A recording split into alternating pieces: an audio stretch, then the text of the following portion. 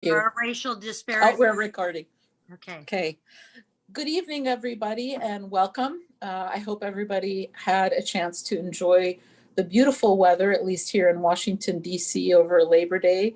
My name is Dr. Gigi El-Bayoumi. I'm a professor of medicine at the George Washington University School of Medicine and Health Sciences, and also the founding director of the Rodham Institute, which is dedicated to improving health equity here in Washington, D.C. You know, since COVID has started, we've all had to shift gears and do things from live to webinars. And I'm very proud of the collective work of our team. We've put on 36 webinars on a variety of topics that the community has said are important to them to educate people. And we have also delivered over 2,000 meals to first responders, such as teachers and people who are working, especially in the United Medical Center in Ward 8, but also to families, the elderly, children, even people who work in correctional facilities who, although they make the masks, they may not have access to the masks. And we're also very proud of our work with kids. And I'd like to introduce our moderator for this evening. And our moderator is Mr. Loic Sangwa. I first met Loic through a Gonzaga High School event. For those of you that are not from Washington, D.C., Gonzaga High School is a premier high school and has graduated so many notable people, leaders in not just in D.C., but all across the country. Loic has graced us with his presence here at the Rodham Institute, and for the last several months over the summer, he's been involved in our HELP program, the Health Education Leadership Program, which means to expose kids, middle and high school kids, to health careers, all kinds of health careers. Of course, we had to do everything virtually, so it was a challenge, but he really just showed incredible leadership. He's now a sophomore at Hopkins, and his dream is to be a neurosurgeon. He also happens to be on a football team, and I joke with him because I'm a Michigan girl. I did not know that Hopkins had a football team. Forgive me, coach. Forgive me, Loic. And I understand that it's up and coming too, but go blue. Anyway, so for this evening, Loic is going to be our moderator with this incredibly illustrious group of panelists. And just before I turn it over to Loic, I just want to say thank you to each and every one of our panelists. This is a topic on concussions and the consequences of concussions that I think has gotten a lot of media attention. But unfortunately, there are actually disparities that exist in terms of who has access to that information, how kids get followed up, and ultimately, you know, how people do, because this is a long-term issue when people have concussions. And I just want to turn things over to our moderator this evening, and I'm going to go on mute, okay? So I'm just here, just, I guess, for show, because Loic, I'm going to have you unmute. Please take it away. Thank you, Dr. El-Bayoumi. It's been an honor to work alongside you, not only this summer, but also while moderating my own webinar, especially after witnessing so many of your Rodham Impact Speaker Series and healthy conversations with Dr. Gigi. I'm so grateful for the opportunity to work with the Rodham Institute this summer. Above everything else that's made my time with Rodham so enjoyable, I'm mostly proud of the work I've done and the work that Rodham has done and continues to do. The Rodham Institute is the perfect intersection of so many issues I care about. They focus on health, social justice, education, the African American community, the youth, the vulnerable, and needy. Growing up as a Catholic, I was always taught to love all people and treat everyone as equal because we're all created in the image of God. This belief was further developed during my years at Gonzaga College High School, a private Jesuit school in DC, only a few metro stops away from George Washington. At Gonzaga, I learned about social justice and what it means to be a man for others. It was during my time at Gonzaga that I also developed an interest in neuroscience. Fast forward to the present, I have the unique opportunity to do work that involves two of my passions, health and social justice. Again, I couldn't be more grateful for this opportunity. Today's topic is concussion safety and awareness. Being a football player, concussions were always something I'd hear about from coaches or a teammate, but I never really knew what they were or what kind of effects they'd have on me. It wasn't until high school when I found out that a concussion is caused by your brain bouncing off the walls of your skull due to trauma. That shakes up the hormones in your brains and makes your brains function unstable, so you have to rest and give your brain time to stabilize again. I actually had a concussion going into my junior year at Gonzaga. I got a concussion and traumatic iritis from the ball hitting my eye, and I had to see a neurologist. He taught me about the various factors that affect the brain, such as sleep, food, water, emotions, and other things. That experience got me into neuroscience. I wanted to learn more about the brain, how it works, and what affects it. I had to make some changes to my lifestyle to help my brain recover. I started sleeping earlier, spending less time on my phone, and worked on managing my emotions better to avoid headaches. The changes I made were a healthier change overall because I found out my brain needs those things even when I don't have a concussion to function well. I chose this topic not only because of my own experiences in football, but because there's health disparities and concussions as well. I found from the paper Implication of Socio-Demographics on Cognitive Related Symptoms in Sports Concussions Among Children, published in Sports Med Open in 2016, that African Americans have been more likely to suffer from cognitive related symptoms than whites. The paper doesn't state any causes for this disparity, but it does recommend risk-adapted concussion prevention. And one way to prevent concussions is through education, which is my goal with this webinar. I know that sports are important to African Americans. In a survey done by the Aspen Institute Project Play, they found that African American parents out of other ethnic groups had the highest rated desire for their children to get preferential admission to college or a college athletic scholarship. Unfortunately, due to structural racism, many African Americans experience poverty. Because of poorly funded school systems, a lack of college counseling, limited knowledge of the college admissions process in the household, and a lack of access to jobs, sports tend to be the best opportunity to get out of those areas. Although sports are important to the African American community, I want to emphasize the importance of African Americans to sports. A few weeks ago, Louisiana State University announced that they would lose $80 million if they didn't have a football season. So even though sports have been treated as a one-way benefit for African Americans, it's actually very financially beneficial for colleges, especially the Division I programs, to have football and other sports. And although sports are important to you all athletes and your futures, remember that you have worth and value outside of being an athlete. I want all youth to know how important they are to the game and to these schools. One thing Coach Trivers told me when I was being recruited was that schools will be lucky to have me. I don't need those schools. Those schools need me. A lot of the time in sports, player individuality is suppressed for different reasons, maybe to emphasize team culture or to control a player with a certain attitude. But when this happens, it's also possible to suppress a player's value, to limit them to only the aspects that are desirable to a football program. Some players begin to think of themselves as football machines and nothing else. But they're more than that. We are more than that. When players adopt this attitude, it can make them disregard things that aren't valued in a football program, such as their health, educational success, their happiness, and their freedom. Going back to the topic, concussions and their symptoms disproportionately affecting African Americans is an issue that overlaps with many of my beliefs. And because of that, I wanted to do this webinar to educate youth players and their coaches on the importance of keeping their brains concussion-free and cognitive-related symptom-free. Because concussions are real, CTE and the way it changes someone's behavior is real. And with this webinar, I hope that everyone watching understands the severity of a concussion and does an even better job of protecting their brains. So with that being said, I'd like to introduce all of our panelists. I'm really honored and delighted to work with so many amazing panelists today. First, we have Dr. Gail Rosseau. She's a clinical professor of neurosurgery at George Washington University. We have Dr. Myron Rolle, currently a neurosurgery resident at Harvard University and a global neurosurgery fellow. Dr. Victor Chaban, professor of neurology at Charles R. Drew University of Medicine and Science and University of California. We have Coach Randy Trivers, head football coach and English teacher at Gonzaga College High School. We also have Mr. Brandon Rousseau, concussion prevention advocate and aerospace consultant. So I'd like to start by asking all of our panelists, what is a concussion?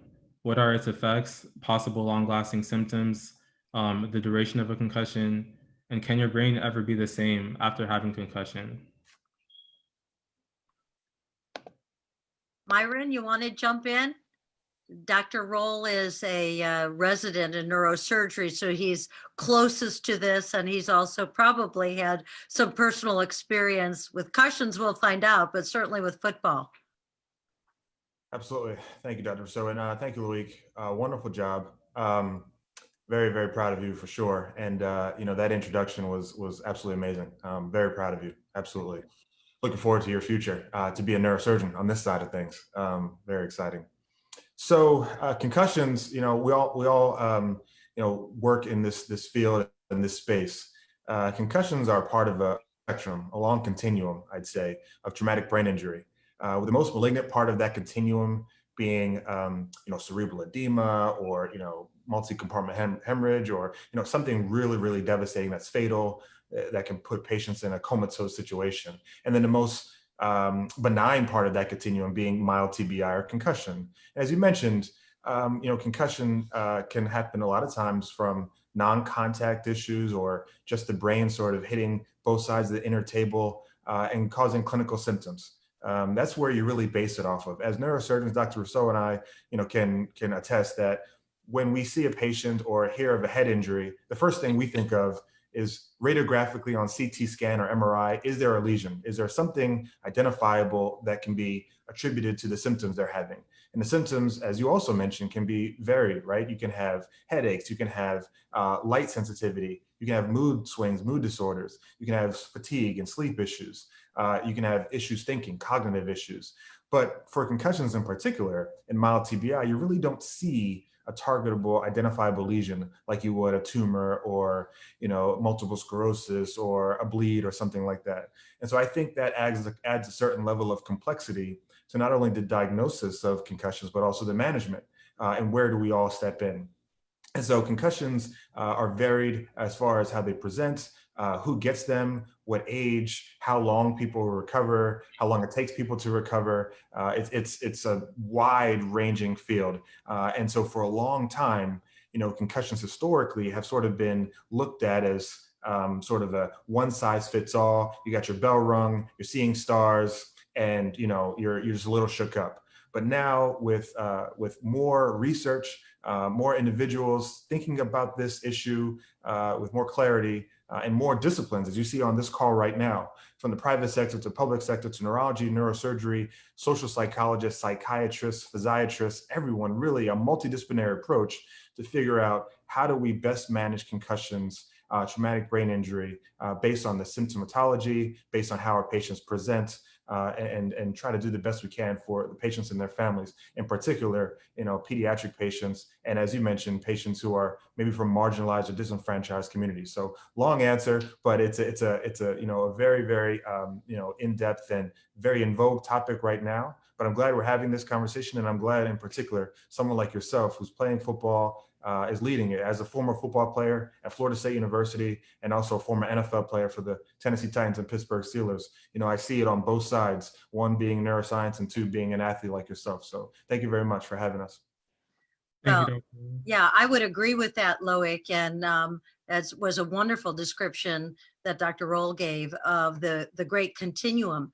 One of the things that's important for collegiate players and youth players to know is how very common concussions are. We used to think, and in fact, you've probably been asked, did you get knocked out with that? Well, it looked like a bad blow, and people kind of shake it off if they weren't knocked out. But what we know now is that only about 10% of concussions result in any loss of consciousness, but there's an awful lot in between there. It's anything that is the result of a blow or, in a military situation, a blast injury to the head that causes any kind of change in your neurologic functioning. So that's a lot of events. And it's estimated that on a high school football team, 10% of the players will have a concussion every season. So it's very common. And that's why we're so eager to talk about it and so glad that you brought up this topic. Thank you, Dr. Rousseau. And I actually didn't know that that statistic that 10% of players on a football team would get a concussion every season. Like when I played at Gonzaga, we had maybe 2 or 3 players a season have a concussion, and we had about 85 players or so on the roster. So it's likely that there are more players who had that concussion than we knew because maybe the symptoms weren't showing. That's possible, but it's also possible that Coach Trivers is extremely good at recognizing and preventing this. And, you know, we'll talk more about this, but it's all about education, right? It's educating players so that they tell a coach or tell a trainer if they're having symptoms. It's about parents being able to be part of the mix too and saying, my son, in some cases with other sports, my daughter isn't feeling right, and keeping people away so that we avoid second impact syndrome. I bet there are other neuroscientists here, like perhaps Professor Chaban, who can tell us more about second impact syndrome and how that comes into play in a fast moving football game. Yes, and NFL probably is a good example because they put awareness a long time ago, but now people more and more talking about hockey, boxing, soccer, any contact sport, because contact sport causes traumatic brain injury. And the problem, my journey in neuroscience came like probably a couple of decades ago, and I was fascinated. The brain is fantastic and plastic, but if it's injured, the dramatic change goes irreversible. And the problem with concussion that it may strike long after the injury. We're talking about years and long journey for recovery as well, because most people recover after concussion, but how quickly they recover depend on many factors, state of their health, state of their consciousness, and everything else. And it's depend because brain is very plastic, but it's very compartmentalized. It means where the trauma happened will determine if it's frontal lobe, judgment, emotion, how individual react to the world. If it's temporal lobe, it's a cognition, memory, acquisition. If it's parietal lobe, we have a problem with the sensory discrimination. So diffuse and axonal injuries, that's a problem. And fortunately, in 21st century, we have so much evidence to speak about neuroregeneration in case of stem cell, which is neoventricle and so on. But this is only in vitro. When we have a traumatic brain injury in adult, in football player, in other sport player, that's really, really need to be prevented, I believe, because we need to put awareness and speak about as this seminar. Thank you, Dr. Chaban. And Dr. Rousseau, you mentioned earlier that it could be that Coach Trivers is just so good at recognizing concussion symptoms and preventing them. And I think that's very true. I know that we always were taught proper tackling technique. We did concussion baseline testing, some testing that we did at Gonzaga, Hopkins is just beginning to do now, such as balance testing with a phone, like an app where they track that. And we did that my junior or senior year at Gonzaga. So I'd like to ask Coach Trivers, how would you as a coach advise the young players and coaches on this call to best prevent a concussion? Thank you, Loic. And first of all, if I could just say this before I answer your question on concussion prevention, I'd just like to say that, boy, I wish I could take credit for this, full credit for this outstandingly articulate, brilliant young man that is leading this meeting by the name of Loic Sangwa. But I can maybe only take this much credit for this, the impressive introduction and facilitation of this meeting. So Loic, thank you for allowing me to, or inviting me to be a part of this distinguished group. I feel a little bit undereducated as everybody's got the doctor tag except for me. Maybe tonight you can refer to me as Dr. Trivers, huh? No, so glad to be here. And Loic, you know, just thinking about some of the things that, you know, perhaps we have attempted to do to make sure that the game of football and the experience at Gonzaga is one that young men like yourself can enjoy and their families can enjoy in terms of being able to support and watch, and myself as a coach can be able to enjoy and not necessarily have the apprehension and the worry that one may have relative to athletics and the physical nature of athletics, particularly a game like football. But as you stated earlier, Loic, we've had some success at Gonzaga in terms of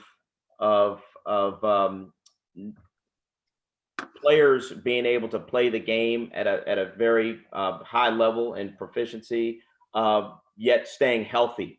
And one of the key things that you mentioned that I think Dr. Rosseau mentioned as well is education. So for me, I don't pretend to think I know everything there is to know about concussions or concussion prevention, but I try my best as a coach to learn as much as I can from different coaches, whether they be on the NFL level, the college level, different high school coaches, different medical folks like we have here to help make this a the best situation we can for young men like yourselves who have great passion for athletics, and in our case football. So a couple things that we've tried to do in our program is and in no particular order, but try to help the guys understand, hey, you got to keep yourself healthy. So you talked about a couple of those things, Loic, in terms of sleep, rest, hydration.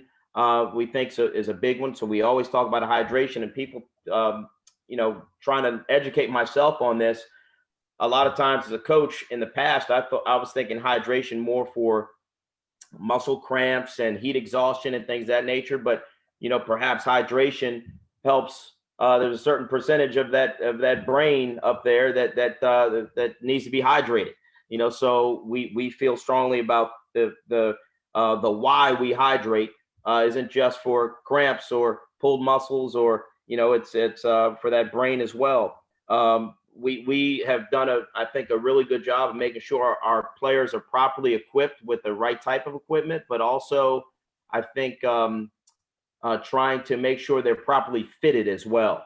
And that's one of the things that I think you find in youth football and in some high school places where sometimes the young men have equipment, but they're maybe not properly fitted. I think that's important.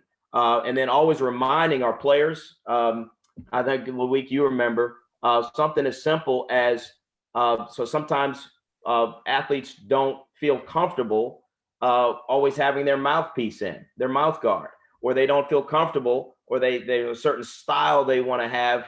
I want to have one of my chin straps, hanging off instead of having it buckled up, not nice and tight. So making sure we emphasize, hey, it's not about the comfort or the look as much as it's about your safety. So making sure they're properly equipped, but they with the right equipment and the right gear, but also making sure we wear it properly.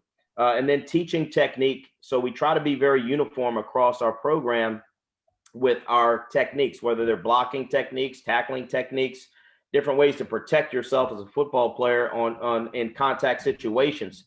So myself as a head coach, if I were to walk away and not see this drill over here, this assistant coach should be using the same lingo, teaching the same techniques, teaching it the same way. If a captain like Loic Sangwa is working with some of the other younger guys on the team, he would be equipped to be able to articulate the proper techniques so as to help this young man understand, hey, this is how you engage in this contact situation to be able to not only have success in in what is asked for you to do as a football player, but certainly to be healthy.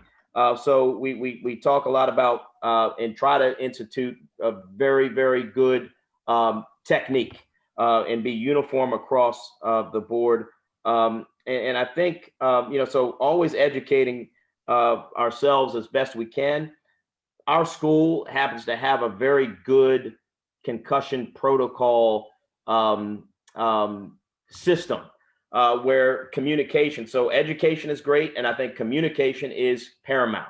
When somebody is feels that they maybe have been concussed. So for us, I love that statistic. You said maybe I think it was like a 10% of players on a team may get a concussion at some point in the season.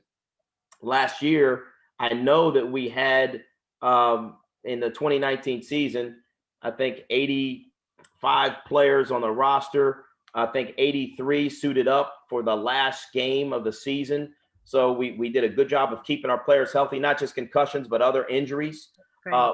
But you know, the thing that I think about, you know, with that is, you know, just making certain that we are following the right protocols relative to communication, and the players feeling that they have a safe space to be able to say, Coach T, I'm not feeling right. I'm not feeling well. So sometimes there's a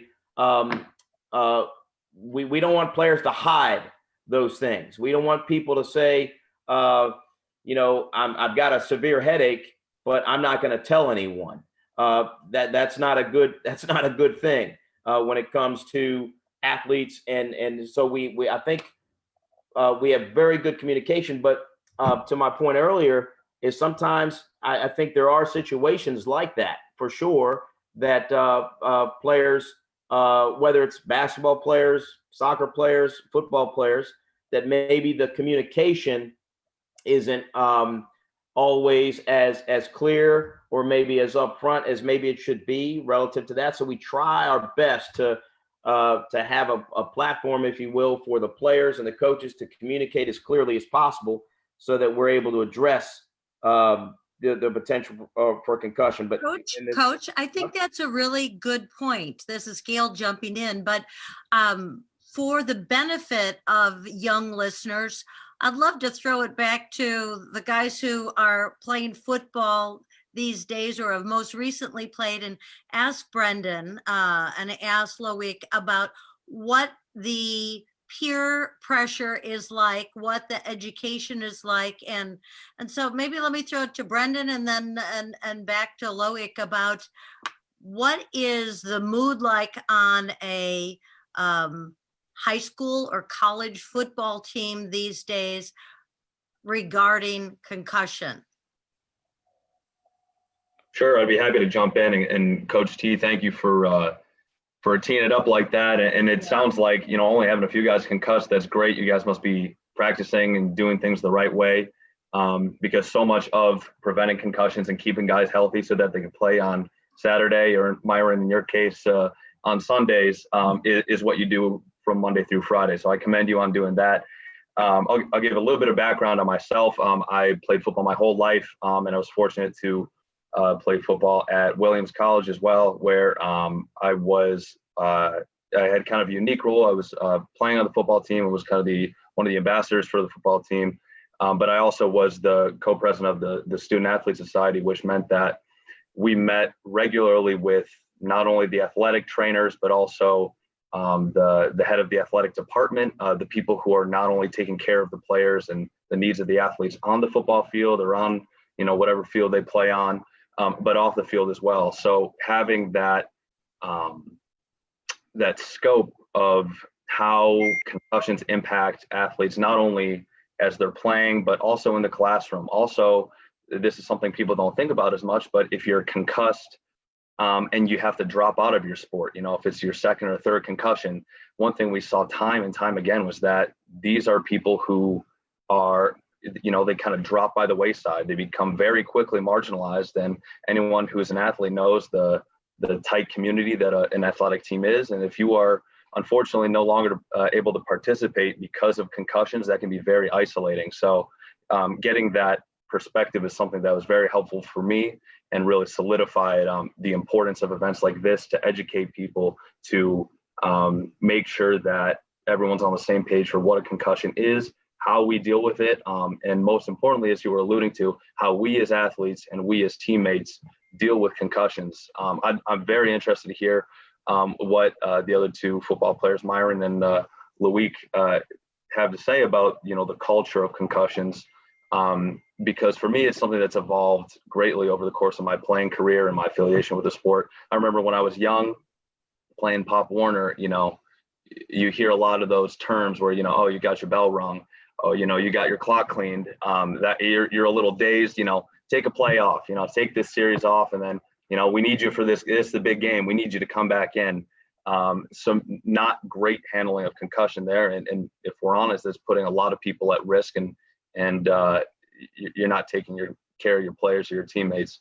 But over the course of my playing career, I felt very encouraged, knowing what I knew about concussions and doing some of the advocacy work that I did, to see that the education, which flowed from, the athletic training staff who has the scientific knowledge, like many of the doctors on this panel, to the coaches who served as the best advocates for concussions and talking to guys and everything like that, but then really getting it down to the player level where you look at your teammate and hey, if you're not looking right after that play, you pick your guy up if he gets knocked down and he doesn't look right in the eyes, that you got to understand that is something serious. And if the right decision isn't made right then and there about how to treat it, how to deal with it, whether to come back or not, that's something that, as we've seen tragically in the past, can hurt someone for the rest of their life, or sometimes even end their life. So I've been very encouraged to see that mentality become more and more ingrained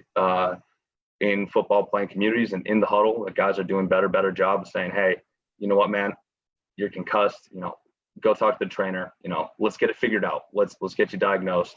But I think we still have a long way to go, particularly in communities where access to health and access to educational tools and resources that you need to do some of the kind of testing, Loic, that you were talking about, and baselining and metrics, everything that aren't available. So with that, I'll pass it to Myron to hear what you have to say.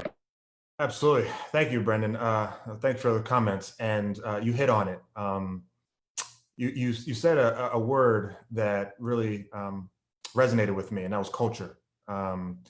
Changing the culture, understanding the culture, knowing where we are now, and trying to move towards a better and safer future. When I played at Florida State University, I was coached by Bobby Bowden, Mickey Andrews. These were coaches who were legendary. And they were coached by a guy named Paul Bear Bryant, all the way back in Texas A&M, Alabama. These are people who are rooted in college football history. And when you think about the way that they played or the way they thought about the game, their ideology, it was a very antiquated way. I'll be honest with you. I love Coach Bowden. I love Coach Andrews, but the drills that we did, the sort of encouragements that they were giving us, the punishment that they would give us if we did not live up to a certain standard of toughness, of aggressiveness, of running through a wall, putting your face in a fan. I mean, these are literally the terms that I would hear. And so as a football player, I'm sort of taking that in and say, well, if I want to A, play, B, be as good as my other Florida State teammates, C, get to the league, and D, also not appear in front of my teammates as being soft. As you know, Brendan and Loic and Coach Trivers know this as well.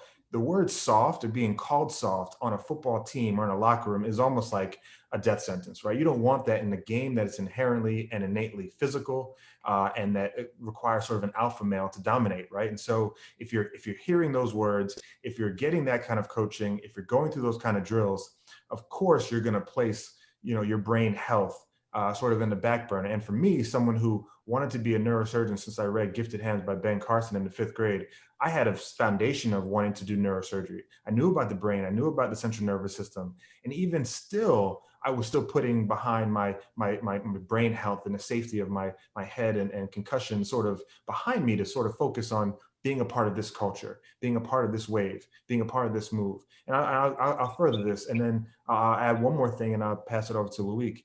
When I played in the NFL for the Tennessee Titans, I had a particular play. I still remember this to this day. It was practice. I was in cover 2 as a safety, and I was covering a receiver. The quarterback threw the ball sort of towards the sideline in the honey hole, they call it. So in between the cornerback and me, the safety. And the receiver caught the ball, and I ran over there as fast as I could and separated the receiver from the ball. It was a hard hit, and I enjoyed it. My teammates like, ooh, but I remember getting up from that hit and not feeling my feet, right? Not knowing exactly where I was. And at that point I said, wow, I can do two things, right? I can sit out and pull myself out and say, okay, something's wrong here. Or as a 6th round pick, as a former Rhodes Scholar who basically got into the NFL through the back door, as a guy who's a second string guy, special teams, trying to make the team, trying to keep my $70,000 signing bonus, trying not to, get cut the next day because the NFL is like not for long. That's what it means. I said, I'm not going to say a word. I'm going to keep playing. And I know for a fact that I wasn't unique in this sort of sentiment. So having coaches like Coach Trivers and others who are sort of the young group coming up, and who have a change in the culture, who have intertwined new science, new technology, who have educated themselves in how to treat this, and not just leaving it to the athletic trainers and to the medical staff. And coaches now can recognize, symptoms and how to, manage these players. I think that's incredibly important. Even having things on the walls of the locker room, like, fight through it, or, we got to push and we got to push. These sort of like slogans sort of get hardwired and conditioned in the minds of players like, man, well, if I want to be a baller, I need to do these things, rather than what Coach Trivers is saying, reporting if you're having a symptom, because it's important to you, your teammates, your family, and even your future. So having this new generation, this new wave of coaches sort of come through and place an importance on a once nebulous issue like concussion and traumatic brain injury, as they would place importance on like a torn ACL or broken shoulder or something that you can like physically see. Now we're having more impetus and more light shed on this issue through this young generation that's coming up. I think it's only going to help, and having panels like this is important. So I'll yield my time there, and Loic, you can take it. Thank you, Dr. Rolle. And especially about that story you told at practice, that's something that I can relate to. Having been in a game, being in the position that I was as a captain, a senior, and just having to set the role model for the rest of the players. It's oftentimes where I'll like feel some kind of pain and wake up feeling a certain way, do something during practice, but because of, like you said, that kind of fear of being called soft, or just not really like wanting to let myself appear to be a certain way that I know I shouldn't appear to be. That led me to making a decision to continue playing, to ignore that pain, to put it to the side. And of course, I know that my health is important. I know what Coach Trivers would tell us as players, to always say something if something's really serious. But I also just wanted to be that role model, that guy that, like you kind of mentioned, the alpha male that's always playing hard, always being physical. And so when it comes to concussions, it's a little tougher because, like you said, with an ACL, those are treated very seriously. And those also have like very obvious signs that it's an ACL tear. A player can't get up, they can't walk, and obviously it's serious because that player can't move anymore. But when it comes to a concussion, it's kind of up to a player themselves. If the hit isn't very big, or if they're not getting knocked out, if the symptoms aren't very evident, then it's up to the player themselves to decide whether or not they're going to report it. And that can be something that that making that decision, there's a lot of factors to consider. But it's also, like you said, also like Brendan said, about the culture of a team. And that starts, of course, with the head coach, the assistant coaches, and the upperclassmen on that team, the leaders of that team, the player leaders, to continually enforce the culture of making it okay for players to say, this is bothering me, or that's bothering me, I can't really move this that well, to not feeling like their role on that team can be easily thrown away because they got hurt in practice. They have to remember that they're valued no matter what happens to them, and that they're always going to be a valued member of their team. That's something that I experienced at Gonzaga. It's something that I experience right now at Hopkins. Our coach has told us the exact same thing that Brendan mentioned, that players should recognize when another player seems to be a little off. He's not. It was a hard hit, or he's not. He's just not the way that he usually is, because as teammates, we know each other best. And so we can know when a player isn't with the way that they usually are. Maybe they're not, they might say something that they don't usually say. They might not laugh like they usually laugh. It can be very small things, but it's things like that if teammates are observant of them, it can make a big difference in helping their teammate out. So that's kind of what I've experienced. But I'd also like to say that I experienced kind of both sides of the culture, kind of like a transition into like concussions like as a freshman at Gonzaga, there are some older players who were more of like the older mentality of you can't be soft, you can't have a concussion, like those don't exist. Like they joke about CTE, they say the C word instead of concussions. And for a while it was a joke and everything. Like I laughed, like I knew they were just messing around, and concussions were serious. I personally knew that concussions were serious, but to have that kind of like mentality spread to everyone, it's a problem because not everyone is going to know that concussions are actually serious. They might believe the upperclassmen that you can't say that you have a concussion. It's just some kind of thing that you can't speak about.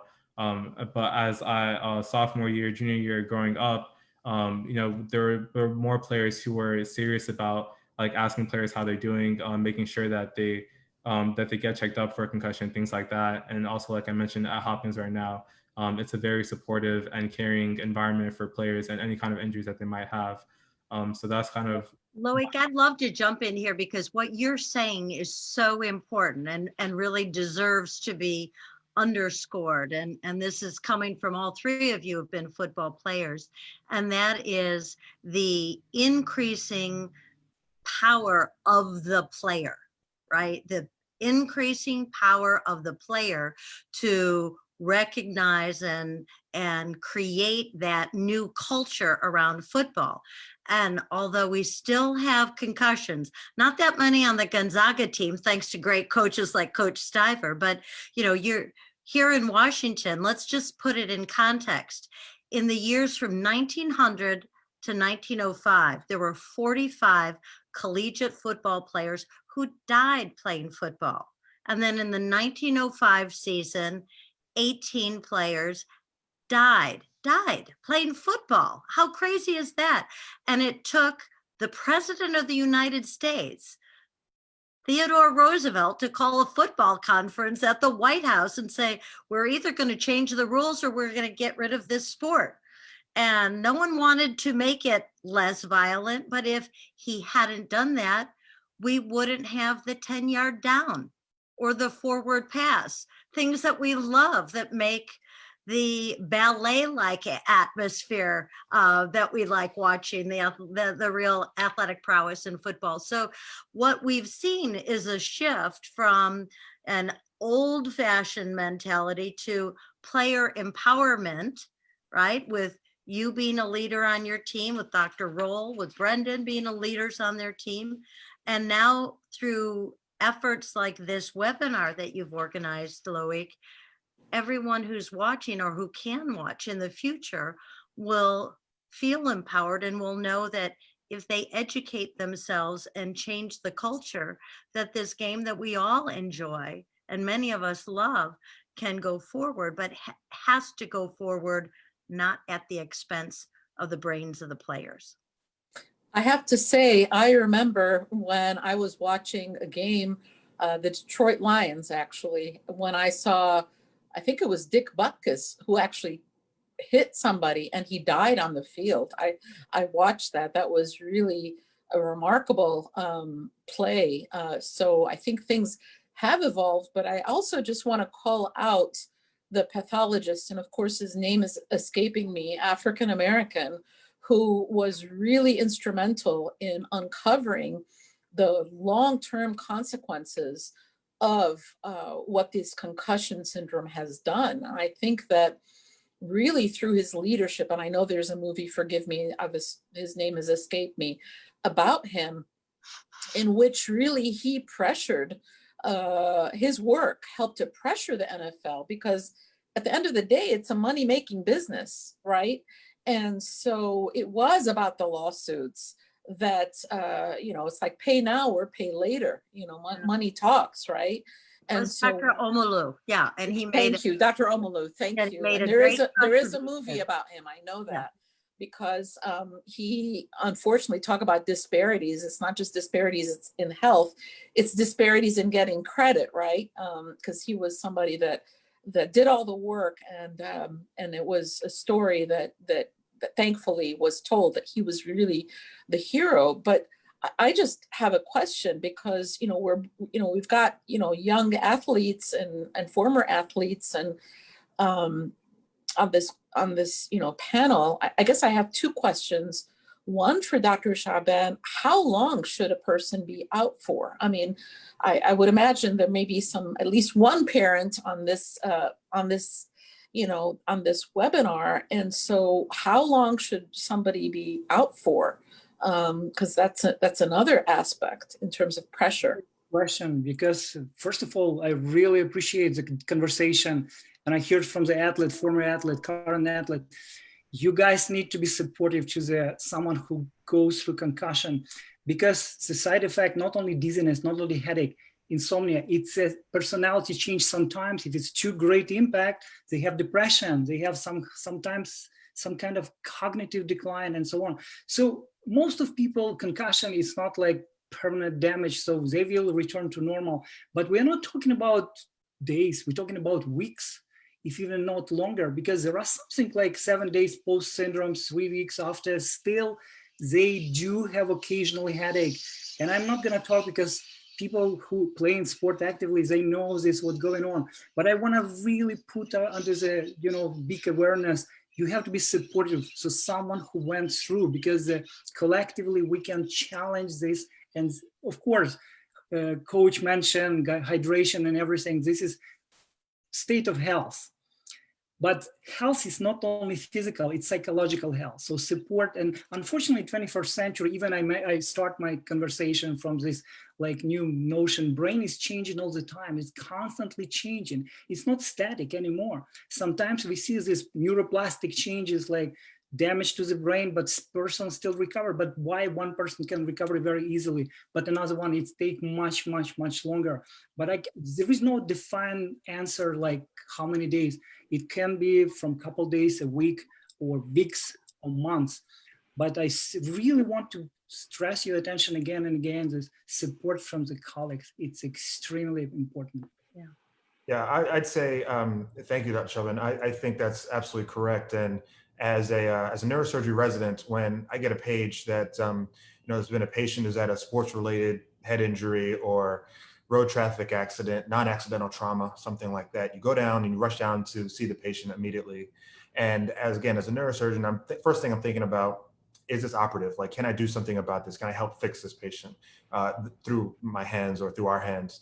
And like we said, often there's not a targetable lesion. And if there is, then, we sort of move the discussion to something different.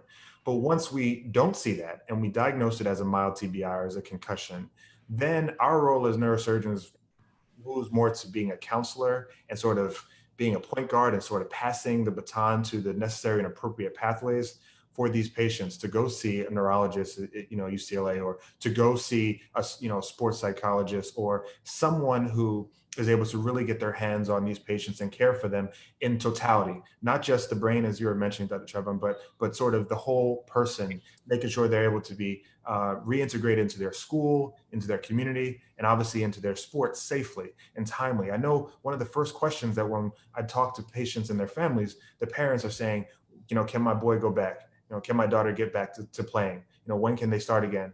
And you have to sort of work through those questions, because sometimes you read between the lines and you realize that maybe this is a parent who is relying on and this may sound provocative, but this may be a parent who's relying on their child and the success of their child's athletic career to move them to a college without pay, or move them to the NFL or some league.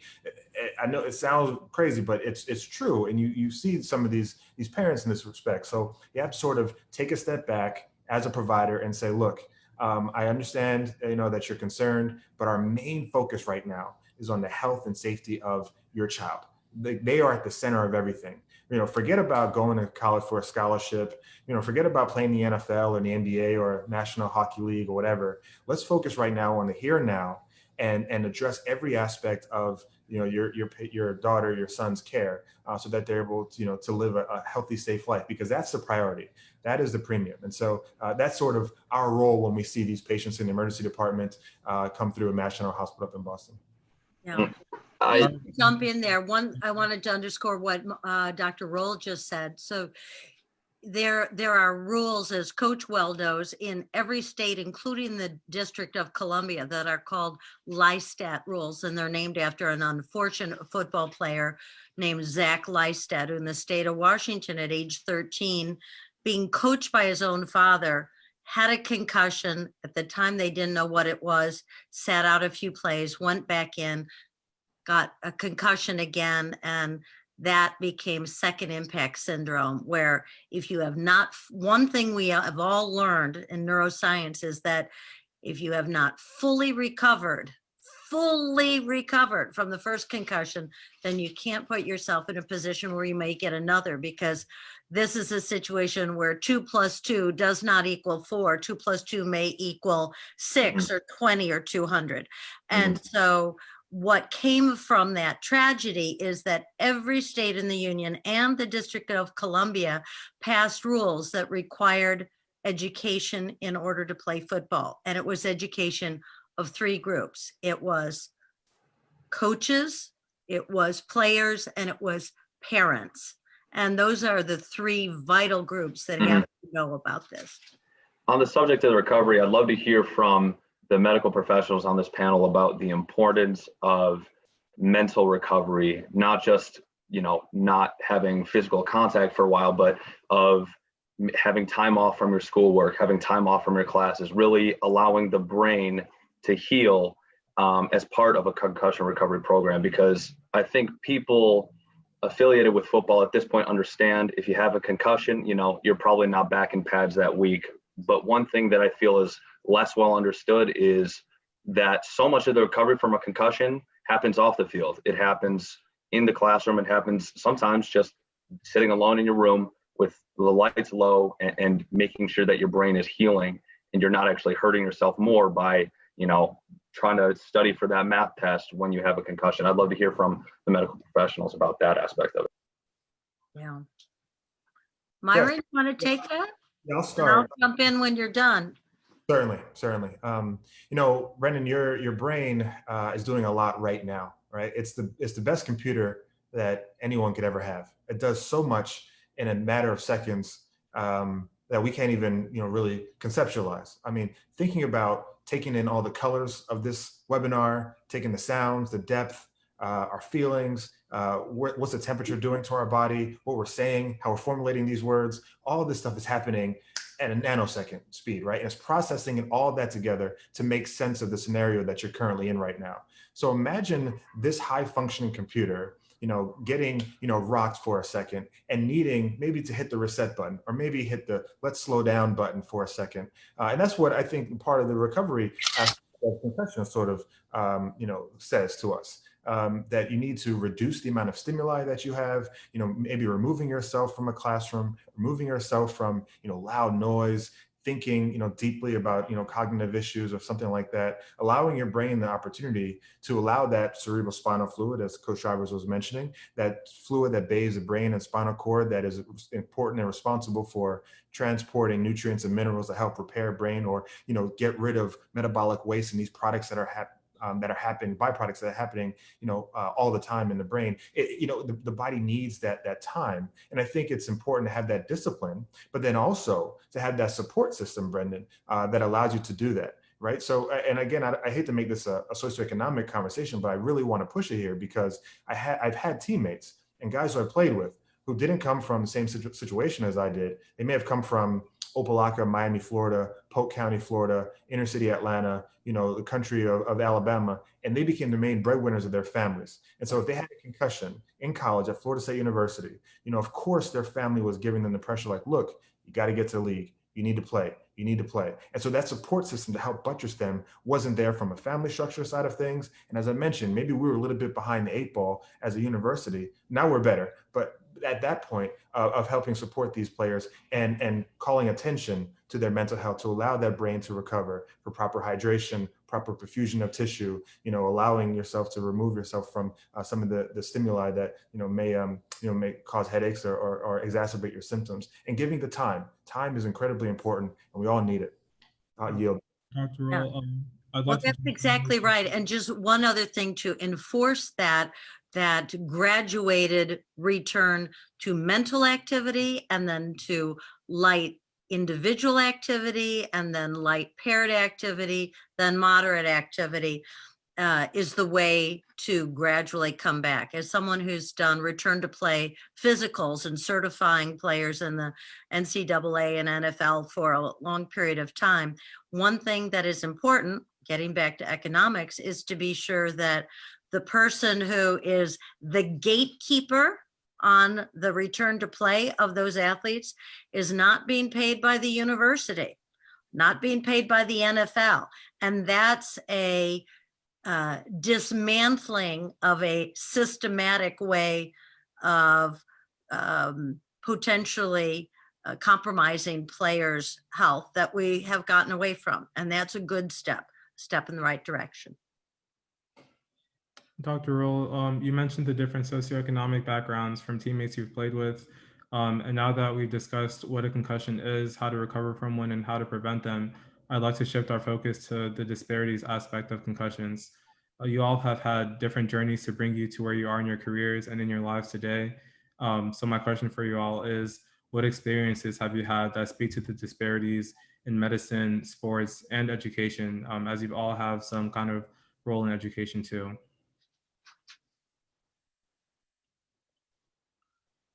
Coach, you want to take that? We may each have something to say, but why don't you lead off? Well, I mean, certainly there is a, listening to Dr. Rolle earlier and, to Loic's question, I've had an opportunity to be in several different spaces as a coach, as far as different stops and dealing with young men that are from varied situations. So I think it's a real thing when you're talking about some of the pressures that may be direct or indirect, as far as maybe some of the socioeconomic impact relative to not only when one gets concussed and how they recover and the educational aspect, but also the issue of returning to play that was discussed before. So I just think it's important from my standpoint, from what I see as a coach, as an educator, that that we have the best sort of sense of balance that we can relative to how we are developing and mentoring these young men. So and when I say balance, so for instance, for me, I'm a father of two young men, and so as a coach, I try my best to think about these young men that I'm coaching that I love very, very much, making sure that we are fostering the right balance in terms of being able to challenge them and to challenge each other to be the best they can be, yet also making sure, boy, we are very, very safe, committed to keeping them safe. And so, that's requires, I think, the right mentality, the right heart, and certainly it takes balance for young men like Loic, who's talking, and Brennan was talking, Myron was talking earlier, just being able to know that in a team setting, whether it's soccer, whether it's baseball, whether it's football, you are sort of, the culture is you want to help your teammates. You want to be there for your teammates. I want to play for my teammates. But that balance of, boy, when do I say I'm not going to play for my teammate? My two sons want me to go play with them in a second here, and I can't tell them, hey guys, I'm too old to get down there on the floor and do that with you. I gotta suck it up so I can play with those guys. It seems to me what you're really talking about and what you have done, you so effectively for so many years, is you have coached scholar athletes. Exactly. That's what you do at Gonzaga. Exactly. And if I could that's just, been a success. And Brendan, Right. you were the president of the student body because you were a scholar athlete, and that is what your college wanted. And right. my gosh, Myron, Dr. Rolle, you were a Rhodes Scholar who played in the NFL. That makes you unique in the world. And now, Loic, back to our esteemed moderator who's doing such a good job here.